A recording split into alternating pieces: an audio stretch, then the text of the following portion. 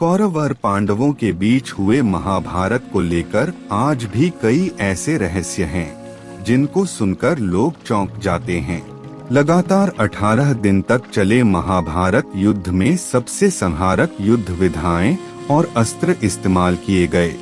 खास तौर पर कौरवों की ओर से 13वें दिन अभिमन्यु वध के लिए रचा गया चक्रव्यूह आज भी लोगों को क्रोध से भर देता है।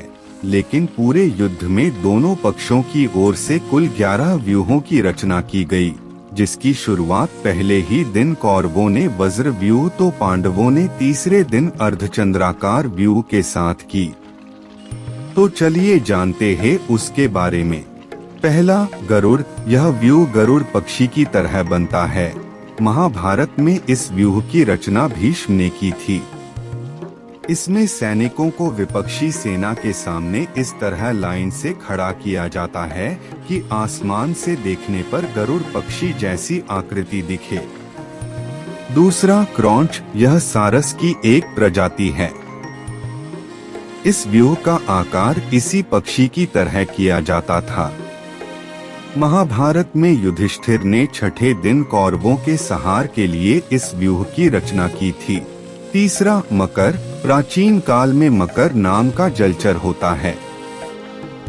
इसका सिर मगरमच्छ जैसा तो सिर पर बकरी की तरह सींग होते हैं, मगर यहाँ तात्पर्य मगर से है।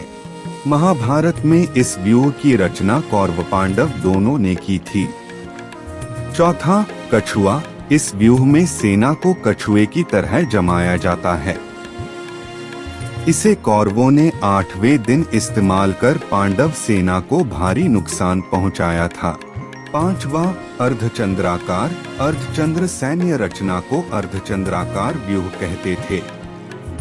इस व्यूह की रचना अर्जुन ने कौरवों की ओर से तीसरे दिन गरुड़ व्यूह के प्रत्युत्तर में की थी, जो पांडवों को क्षति रोकने में सफल रहा। छठा, मंडलाकार। मंडल का अर्थ गोलाकार या चक्राकार। महाभारत में 7वें दिन इसे भीष्म पितामह ने परिपत्र रूप में किया था। इसके जवाब में पांडवों ने व्रज व्यूह की रचना कर भेद दिया था। सातवां, चक्रव्यूह। चक्रव्यूह आसमान से देखने पर घूमते हुए चक्र समान सैन्य रचना है। इसे देखने पर अंदर जाने का रास्ता तो नजर आता है, लेकिन निकलने का नहीं। महाभारत में 13वें दिन इसकी रचना गुरु द्रोण ने की थी। आठवां, चक्रशकट। अभिमन्यु की निर्मम हत्या के बाद अर्जुन ने शपथ ली थी कि जयद्रथ को सूर्यास्त के पूर्व मार दूंगा। तब द्रोणाचार्य ने जयद्रथ को बचाने के लिए चक्रशकट व्यूह रचा, मगर श्री कृष्ण की चतुराई के चलते जयद्रथ इससे बाहर आ गया और अर्जुन के हाथों मारा गया। नवा, वज्र। इंद्रदेव के वज्र जैसा होता है। यह 2 प्रकार के कुलिशशानी होते हैं। महाभारत में इसकी रचना अर्जुन ने 7वें दिन की थी। 10वां, और्मी व्यूह। पांडवों के व्रज व्यूह के जवाब में भीष्म ने और्मी व्यूह रचा। इस व्यूह में पूरी सेना समुद्र समान सजाई जाती थी। लहरों की तरह कौरव सेना ने पांडवों पर आक्रमण किया था।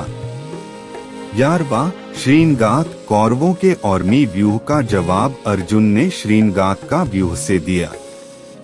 ये व्यूह भवन के समान दिखता था। इसे 3 शिखरों वाला व्यूह भी कहा जाता है। ऐसे जानकारी पाने के लिए please subscribe to my channel.